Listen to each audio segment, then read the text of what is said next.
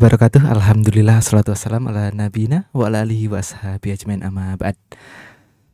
Selamat pagi sahabat muslim pendengar radio muslim dimanapun anda berada. Alhamdulillah pada kesempatan pagi hari ini kita bisa berjumpa kembali di Radio Muslim Yogyakarta, memberikan kita menebarkan sunnah.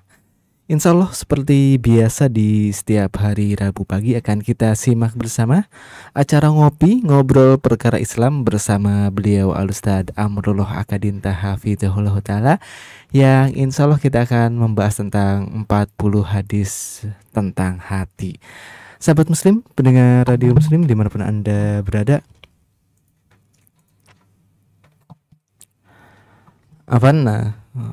sahabat muslim, insya Allah pada kesempatan pagi hari ini kita akan simak bersama penjelasan beberapa ayat-ayat Al-Quran tentang Syarah Rosail dari Syekh Abdul Muhsin Al-Abad Hafidhahullah Ta'ala. Sahabat muslim pendengar radio muslim dimanapun anda berada, alhamdulillah pada kesempatan pagi hari ini kita sudah bersama dengan beliau Al-Ustadz Amrullah Akadinta Hafidhahullah Ta'ala.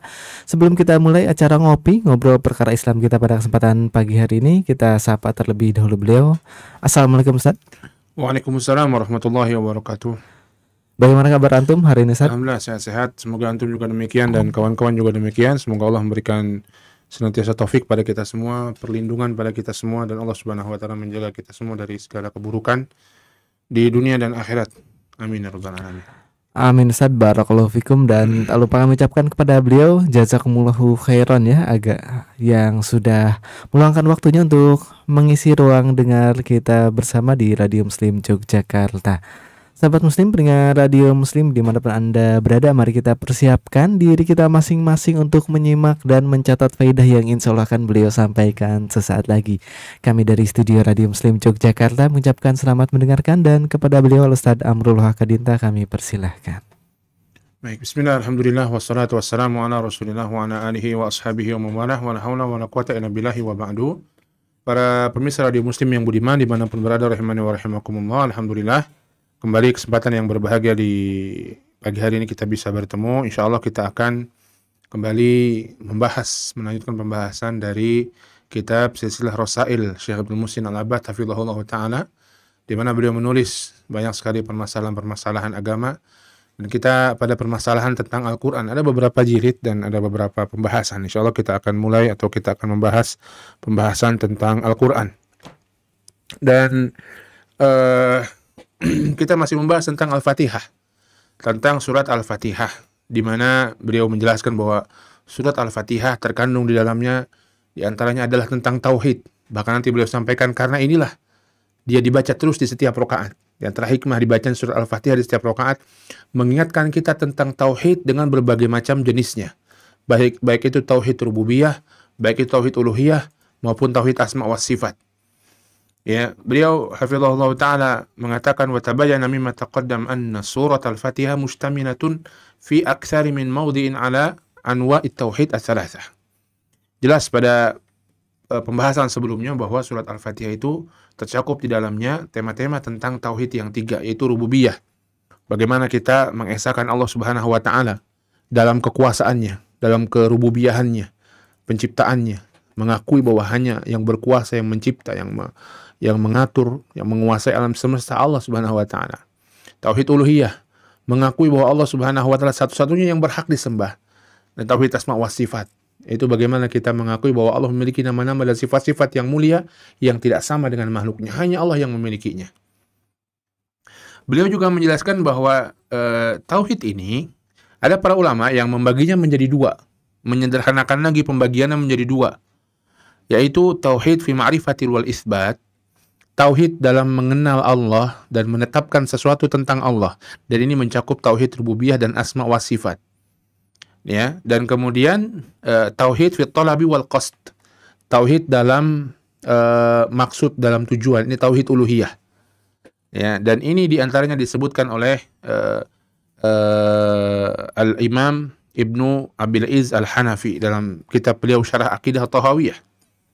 Kita bacakan dan terkandung dalamnya tentang Al-Fatihah ini, ya, dan tentang Al-Quran secara umum.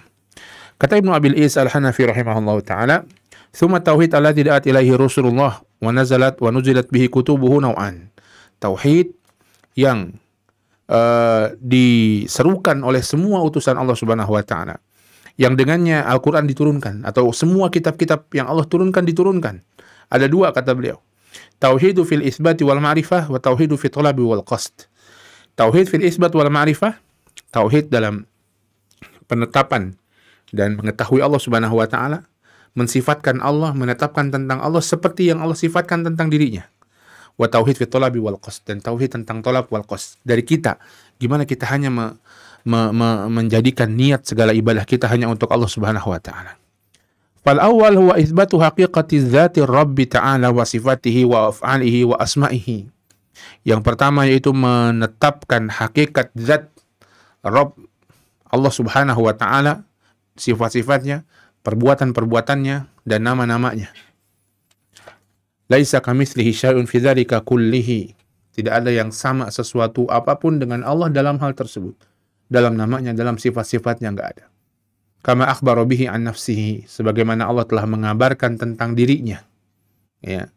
Kama akhbara Rasulullah sallallahu alaihi wasallam, sebagaimana Rasulullah sallallahu alaihi wasallam juga mengabarkan tentang dirinya. Wa qad afsahal Qur'an an hadzal naw'i kullal ifsah. Dan Al-Qur'an telah menyampaikan dengan sebaik-baiknya tentang tauhid ini. Bisa dilihat beliau mengatakan di awal surat Al-Hadid, surat Thaha, akhir surat Al-Hasyr, nama-nama Allah Subhanahu wa taala disebutkan di sana.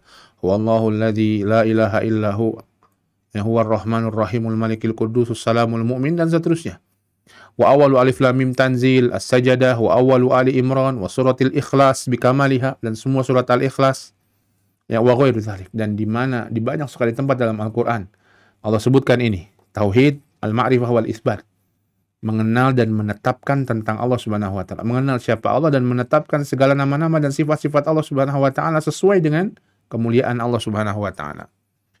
Wasani huwa tauhidut talab wal qasd. Dan yang kedua adalah tauhid tentang talab wal qasd, tujuan dan maksud. Ini maksud seorang hamba, tujuannya hanya untuk Allah dalam ibadah. Dan ini tauhid uluhiyah. Jadi tidak bertentangan, dibagi tiga, dibagi dua, tidak bertentangan. Mislu ma tadamanathu surah Qul ya ayyuhal kafirun. Di antaranya apa yang disebutkan dalam surat Qul ya ayyuhal kafirun. Di antaranya dalam ayat Qul ya ahlal kitabi ta'alau ila kalimatin sawa' bainana wa bainakum. Ya. Katakanlah wahai ahli kitab, mari kita menuju satu kalimat sama di antara kalian dan kami dan kalian. Di antaranya di awal surat Tanzil kitab dan yang lain-lainnya, awal surat Yunus, tengah surat Yunus, akhir surat Yunus, awal surat Al-A'raf dan akhir surat Al-A'raf, dan banyak di ayat-ayat di surat Al-An'am. Ya, disebut, dan banyak lagi yang lainnya. Bagaimana Allah Subhanahu wa taala menjelaskan bahwa manusia ini punya kewajiban loh, yaitu hanya kepada Allah beribadah dan tidak berbuat kesyirikan kepada Allah Subhanahu wa taala. Kata Imam Ibnu Abil Izz Al-Hanafi rahimahullah melanjutkan, wa qalibu suwaril Qur'an mutadamminatun li naw'i tauhid. Dan semua atau kebanyakan surat dalam Al-Qur'an ini terkandung di dalamnya dua macam tauhid ini. Bahkan dia mengatakan bal kullu suratin fil Qur'an fa innal Qur'an bal kullu suratin fil Qur'an, bahkan semua Qur'an itu tentang tauhid. Ini perlu kita pahami betul, subhanallah. Bahkan semua Qur'an itu tentang tauhid. Semua Qur'an itu tentang Allah. Fa innal Qur'an imma khabarun anillah wa asma'ihi wa sifatihi wa af'alihi fa huwa tauhidul ilmil khabari. Al-Qur'an itu bicara tentang Allah, tentang nama-namanya, tentang sifat-sifatnya, tentang apa yang Allah perbuat. Maka itu semua adalah tauhidul ilmil khabari. Tauhid yang mesti diilmui dan berdasarkan kabar dari Quran. Kita mengilmui Allah Subhanahu wa taala menciptakan langit dan bumi bagaimana, Allah Subhanahu wa taala menurunkan hujan bagaimana, Allah Subhanahu wa taala melakukan apa kepada orang-orang, kepada manusia, bagaimana yang Allah lakukan, ya. Kullu yaumin huwa fi sya'an, kata Allah dalam surat Ar-Rahman, setiap saat dia dalam kesibukan. Innama amruhu idza arada syai'an ay yaqula lahu kun fayakun. Sesungguhnya apa yang Allah lakukan, apa yang Allah kehendaki, kalau Allah menghendaki sesuatu, Allah hanya mengatakan kun fayakun dan lain sebagainya. Innallaha sami'un alim. Allah Maha mendengar, Maha mengetahui. Dzalika taqdirul azizil alim. Demikian itu takdir, ketetapan dari Allah yang Maha kuasa dan Maha mengetahui. Allah sebutkan tentang namanya, sifatnya, perbuatannya dalam Al-Qur'an. Dan banyak sekali ini. Wa imma da'watun ila ibadatihi wahdahu la syarikalah wa khalaqu ma yu'badu min dunihi fahuwa tauhidul iradit talabi. atau seruan agar kita beribadah hanya kepada Allah semata, tidak ada sekutu baginya, dan melepaskan segala peribadatan kepada selain Allah Subhanahu wa taala. Fahuwa tauhidul iradi at-talabi. Maka itu tauhid al-iradi at-talabi, yani yang menghendaki segala niat kita, kehendak kita, ya, yang Allah minta dari kita. Ya, wa'bud rabbaka hatta ya'tiyakal yaqin. Sembahlah Allah Subhanahu wa taala sampai datang padamu kematian. Ya. Fa'lam annahu la ilaha illallah wastaghfir li dzambik. Ya, walil mu'minina wal mu'minat. Ketahuilah bahwa tidak sembahan yang berhak disembah kecuali Allah. Astaghfir li dzambik, dan minta ampunlah atas dosa-dosamu kepada Allah. Dan banyak sekali ayat dalam Al-Qur'an yang berbicara meminta kepada kita agar beribadah kepada Allah. Wa'budullaha wa la tusyriku bihi syai'an. Sembahlah Allah semata dan jangan menyekutukannya. Banyak sekali. Wa imma amrun wa nahyun wa ilzamun bi ta'atihi. Fadzalika min huquqit tauhidi wa mukamilatihi. Atau Al-Qur'an juga ada perintah dan larangan. Ya, dan mengharuskan manusia untuk mentaati Allah Subhanahu wa taala. Maka itu konsekuensi dari tauhid, realisasi dari tauhid dan penyempurnaannya. Ada yang wajib, ada yang sunnah. Ya, wa aqimis sholata li dzikri, tegakkan salat untuk mengingatku. Realisasi tauhid. Ya, wa atiullaha wa rasulahu, taati Allah dan rasulnya, realisasi tauhid. Wa aqimis sholata wa atuz zakah warka'u ma'ar raki'in, tegakkan salat, tunaikan zakat, rukulah bersama orang yang ruku. Tentang tauhid, larangan juga demikian. Ya, larangan juga demikian. Ya, ya ayyuhalladzina amanu la taqtulu auladakum khasyata imlaq. Jangan kalian bunuh anak-anak kalian karena takut kemiskinan. Realisasi tauhid, semuanya realisasi dari tauhid. Perintah dan larangan. Halal haram dalam Al-Qur'an, yang sunnah, yang makruh dalam Al-Qur'an, maka realisasi tauhid. Wa imma khabarun an ikramihi li ahli tauhidihi wa ma fu'ila bihim fid dunya wa ma yukrimuhum bihi fil akhirah. Fa huwa jazaa'u tauhidihi. Atau ada juga kabar, berita dari Allah dalam Al-Quran tentang orang-orang yang bertauhid dan apa yang Allah perbuat bagi mereka di dunia dan bagaimana Allah memuliakan mereka di akhirat. Maka itu adalah balasan bagi orang yang bertauhid. Cerita tentang para nabi, para rasul, bagaimana Allah memberikan kemuliaan kepada Nabi Yusuf alaihi salam, kisah yang panjang di surat Yusuf. Bagaimana Allah Subhanahu wa taala memberikan kemuliaan kepada Ashabul Kahfi, ahlu tauhid. Bagaimana Allah Subhanahu wa taala memberikan kemuliaan kepada Ibrahim dan menolong Ibrahim. Bagaimana Allah Subhanahu wa taala memberikan kemuliaan kepada Rasul dan para sahabatnya dalam perang Badar. Banyak Allah ceritakan dalam Al-Qur'an. Siapa mereka? Ahlu tauhid, orang-orang yang bertauhid. Allah berikan kepada mereka kebaikan yang besar.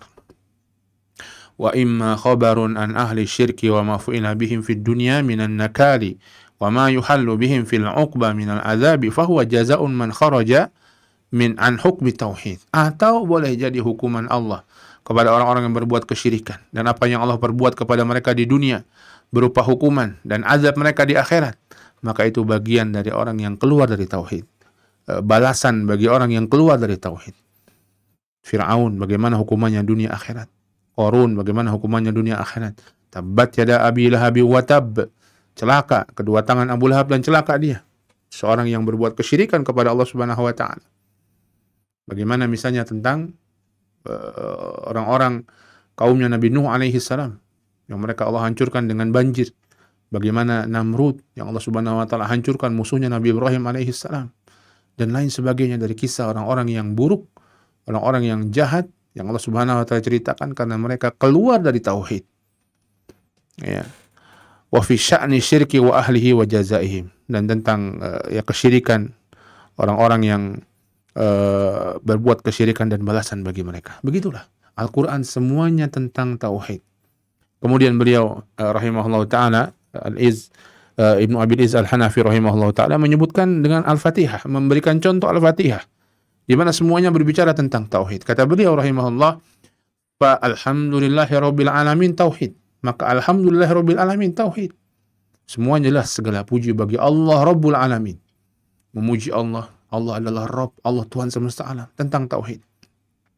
Ar-Rahmanir Rahim tauhid. Ar-Rahmanir Rahim tauhid, jelas nama-nama dan sifat-sifat Allah Subhanahu wa taala. Allah mengenalkan dirinya, dialah Ar-Rahman Ar-Rahim. Maliki Yaumiddin, yang menguasai hari pembalasan, tauhid. bahwa Allah adalah Maliki Yaumiddin, yang menguasai hari pembalasan, dan ada hari pembalasan, di sana dibalas orang-orang yang bertauhid, orang-orang yang syirik. Iyyaka na'budu wa iyyaka nasta'in, tauhid. Ya, hanya kepada Engkau ya Allah kami beribadah, hanya kepada Engkau ya Allah kami memohon pertolongan, tauhid, jelas. Tidak kepada yang lainnya.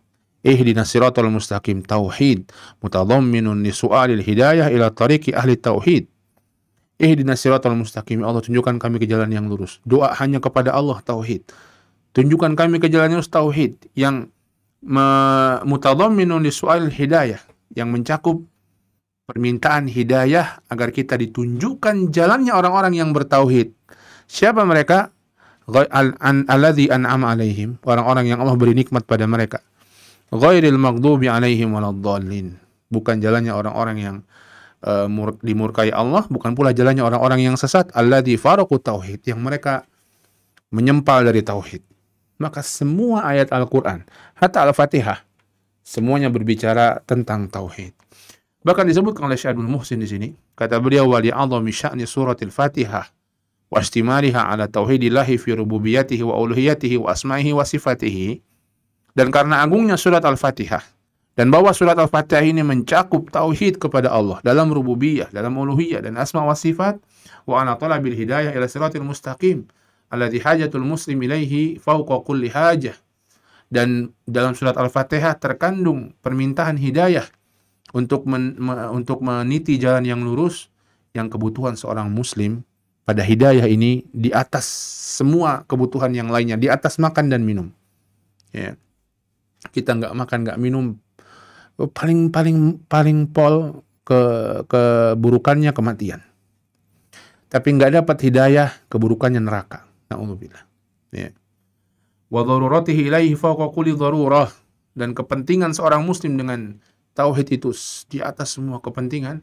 Syuri'at qira'atuha fi kulli raqatin min raqa'atis shalah, maka disyariatkan membacanya dalam setiap rakaat salat. Ya, fa fi sahih Bukhari wa Muslim, dalam sahih Bukhari dan Muslim dari Ubadah bin Samit radhiyallahu taala anhu, anna Rasulullah sallallahu alaihi wasallam qala, bahwa Rasulullah sallallahu alaihi wasallam bersabda, la salata liman la yaqra'u bi Fatihatil kitab. Tidak ada salat, tidak sah salat bagi orang yang tidak membaca Fatihatul Kitab. Ya. Nabi SAW juga mengatakan, man sholat salatan lam yaqra' fiha bi ummil Qur'an fahiya khidaj ghairu tamam. Siapa yang sholat tidak membaca Ummul Quran, Al-Fatihah, fahiya khidaj, sholatnya cacat, tidak sempurna. Khidaj tidak, 3 kali Nabi sebutkan. Ghairu tamam, tidak sempurna. Cacat, tidak sempurna. Subhanallah. Bahkan dalam hadis yang lain Nabi SAW mengatakan, apabila seorang hamba membaca Al-Fatihah, maka Allah Subhanahu wa taala mengatakan, yaqulu qala Allah Subhanahu wa taala, Allah berfirman dalam hadis qudsi, qasamtu sholata baini wa baina abdi nisfain. Aku membagi salatku antara aku dan antara hambaku separuh-separuh. Salat di sini yang dimaksud Al-Fatihah. Al-Fatihah disebut sebagai as-shalah. Allah mengatakan qasamtu shalah, aku bagi salat. Tapi nanti ceritanya tentang Al-Fatihah. Ya, maka Al-Fatihah dalam hadis ini disebut dengan as-shalah. Subhanallah. Ini menunjukkan bahwa Al-Fatihah rukun dari rukun salat. Ya. Wali abdi ma sa'al, dan hambaku akan mendapatkan yang dia minta. Bagaimana itu? Fa idza qala al-'abdu alhamdulillahi rabbil alamin, apabila seorang hamba mengatakan alhamdulillahi rabbil alamin, maka Allah pun mengatakan hamadani abdi, hambaku memujiku. Fa idza qala ar-rahmanir rahim, apabila sang hamba mengatakan ar-rahmanir rahim, maka Allah mengatakan asna alayya abdi, hambaku menyanjung-nyanjungku. Fa idza qala maliki yaumiddin, apabila sang hamba mengatakan maliki yaumiddin, majjadani abdi, hambaku memuliakanku, mengagungkanku. Wa qala marrah fawwada ilayya abdi, hambaku menyerahkan urusannya kepadaku. Fa idza qala iyyaka na'budu wa iyyaka nasta'in, apabila hamba mengatakan iyyaka na'budu wa iyyaka nasta'in, maka Allah mengatakan hadza baini wa baina abdi wa li abdi mas'al. Ini antara aku dan hambaku, ya, maka hambaku akan mendapatkan apa yang dia minta. Kemudian doa, ihdinas siratal mustaqim siratal ladzina an'amta 'alaihim ghairil maghdubi 'alaihim waladdallin. Qala hadza li abdi wa li abdi mas'al. Maka kata Allah Subhanahu wa taala, ini untuk hambaku, ditunjukkan jalan yang lurus, ya, dan hambaku akan mendapatkan apa yang dia minta. Subhanallah. Maka kalau kita sholat baca Al-Fatihah, sadari betul hal ini, ya, bahwa kita sedang berkomunikasi dengan Allah Subhanahu wa taala. Jangan kita main-main, jangan kita bercanda-bercanda sehingga kita kehilangan momen komunikasi dengan Allah, kehilangan pengkabulan doa yang sangat besar, doa hidayah yang disebutkan tadi, bahwa kebutuhan manusia terhadap hidayah di atas kebutuhan pada yang lainnya. Ya, maka ini surat Al-Fatihah. Ya, dengan ini selesai pembahasannya. Insya Allah besok-besok atau pertemuan-pertemuan selanjutnya kita akan bahas beberapa tulisan-tulisan atau penjelasan-penjelasan beliau tentang surat selanjutnya, itu surat Al-Baqarah. Beliau akan memulai dengan huruf muqatta'ah, yang itu merupakan awal dari surat Al-Baqarah, dan banyak surat yang lainnya dalam Al-Quran. Ada 29 surat yang dimulai dengan huruf-huruf muqatta'ah, alif lam mim, shad, qaf, nun, alif lam ra, ha mim, dan lain sebagainya. Insyaallah akan kita bahas pada pertemuan berikutnya biidznillah. Wallahu taala a'lam bishawab. Sahabat muslim yang dimuliakan Allah Subhanahu wa taala, ini yang bisa kita bahas. Mudah-mudahan bermanfaat. Silakan jika ada pertanyaan yang bisa dijawab kita jawab, yang tidak bisa mungkin nanti bisa ditanyakan kepada ustaz yang lainnya. Wallahu a'lam bishawab.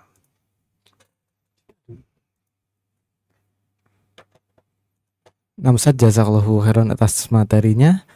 Dan insya Allah setelah ini akan kita lanjutkan ke sesi tanya jawab. Bagi sahabat muslim yang ingin bertanya atau berkonsultasi seputar agama, silahkan mirimkan pertanyaannya ke nomor kami di nomor 0852 9334 8887 ya. Sahabat muslim silahkan ya mengirimkannya ke nomor tersebut di 0852 9334 8887. Sambil menunggu pertanyaan dari sahabat muslim sekalian, akan kami putarkan terlebih dahulu murotal Al-Quran kami dari studio Radio Muslim Yogyakarta, mengucapkan selamat mendengarkan.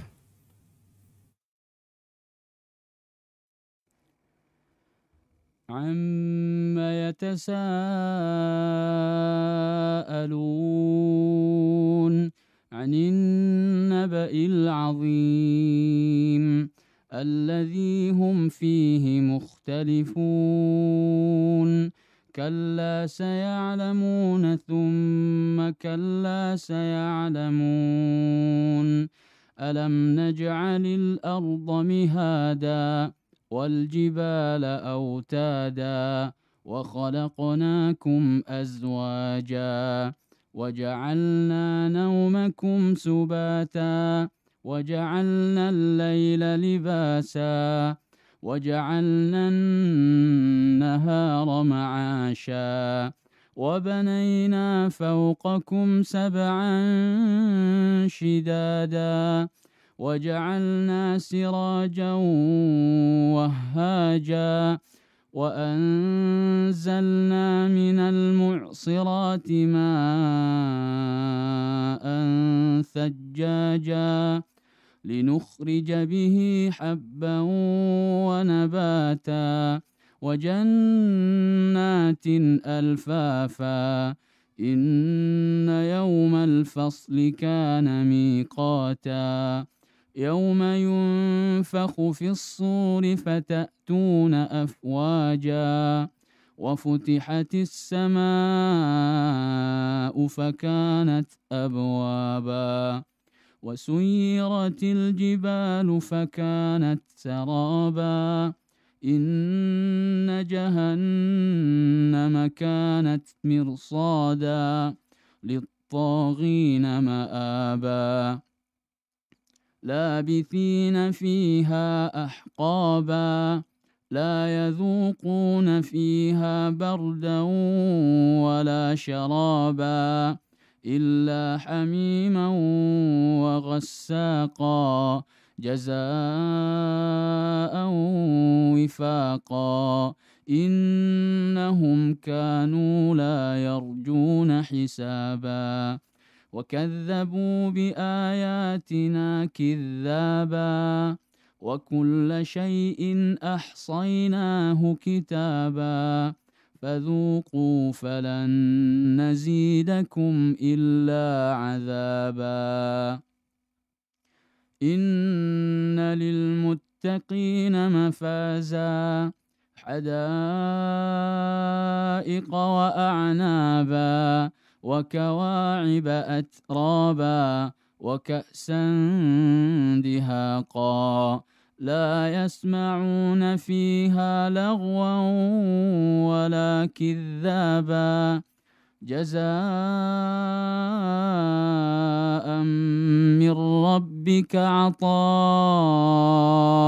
حسابا رب السماوات والأرض وما بينهما الرحمن لا يملكون منه خطابا يوم يقوم الروح والملائكة صفا لا يتكلمون إلا من أذن له الرحمن وقال صوابا ذلك اليوم الحق فمن شاء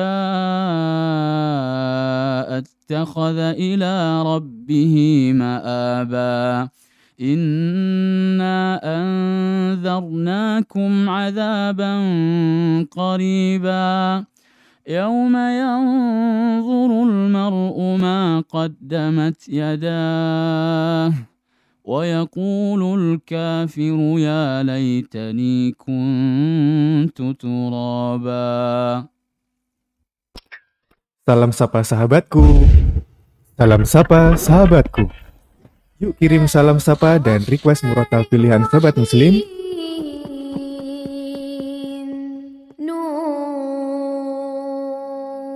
di acara Salam Sapa Sahabatku. Gimana caranya? Cukup dengan kirim WhatsApp atau SMS ke nomor 0823 2727 5333. Radio Muslim Jogja 1467 AM.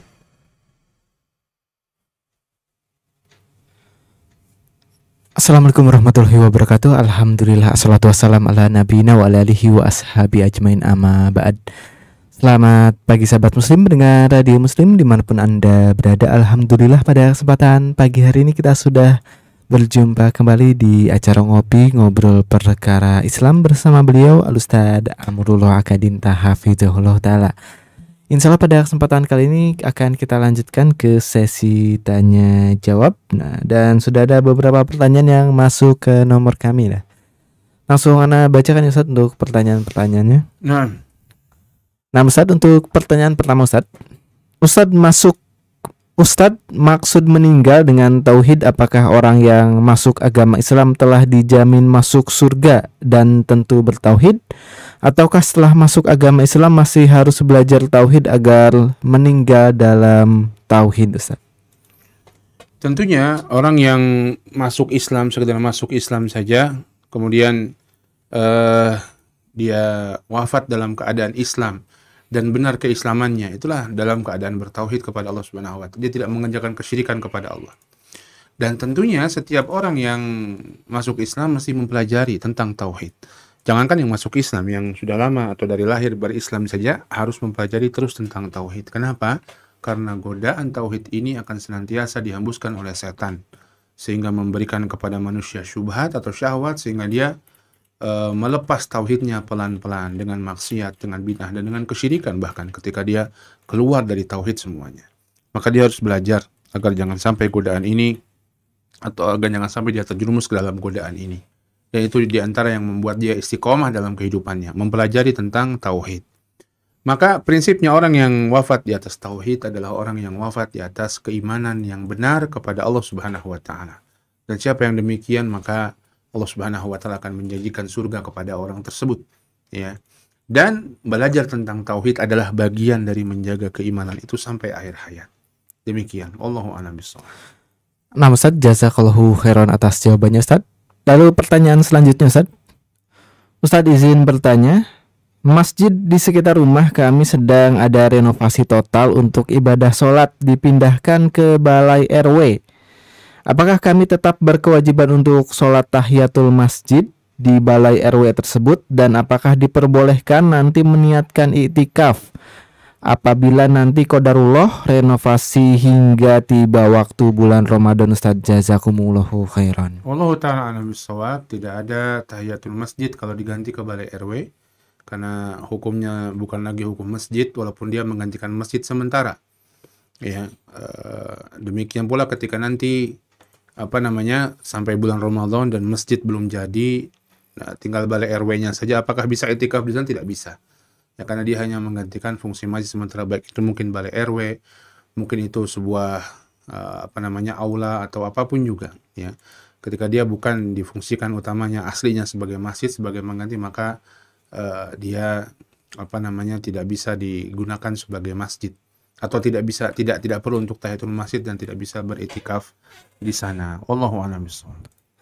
Nah, Ustaz, jazakallahu khairan atas jawabannya, Ustaz. Ke nomor kami di nomor 0852 9334 8887 ya. Silahkan untuk mengirimkan pertanyaannya ke sana, Ustaz.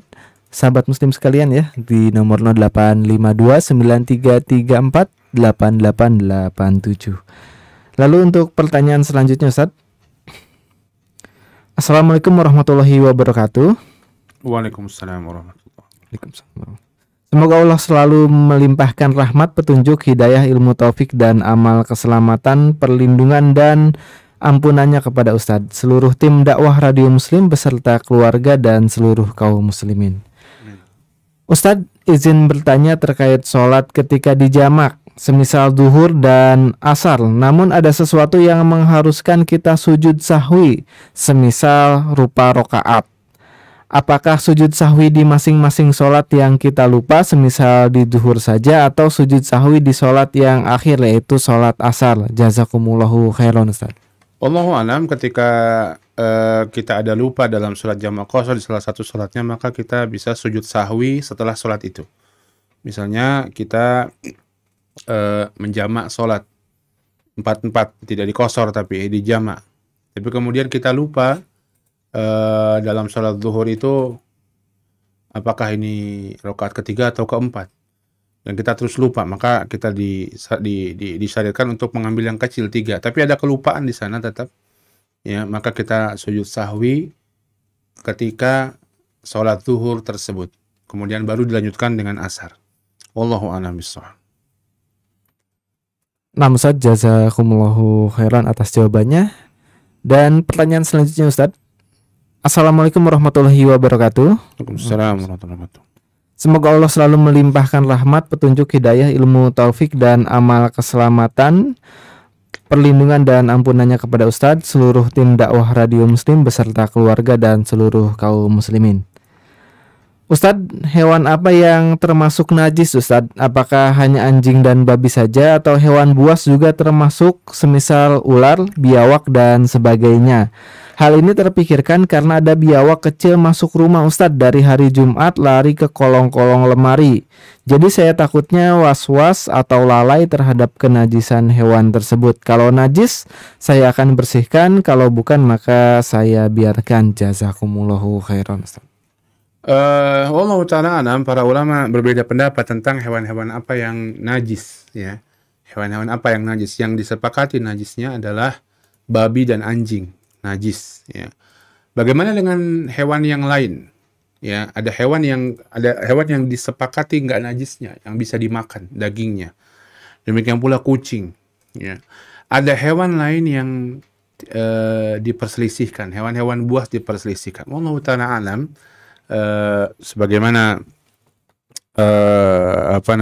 sebagian pendapat para ulama bahwa hewan-hewan tersebut yang dalam keadaan hidup kecuali babi dan anjing, maka dia tidaklah najis. Mungkin itu ular, mungkin itu biawak, mungkin itu singa dan lain sebagainya, maka ia tidak najis. Wallahu a'lam. Dan ini ada khilaf para ulama tentang hal ini. Nah, Ustaz, jazakumullahu khairan atas jawabannya, Ustaz. Lalu pertanyaan selanjutnya, Ustaz. Assalamualaikum. Waalaikumsalam warahmatullahi wabarakatuh. Saya seorang pelaut. Apakah sholatnya bisa dijamak dan qashar, Ustaz? Selama dia bertugas, dia bisa menjamak dan mengqashar sholatnya ketika dia sudah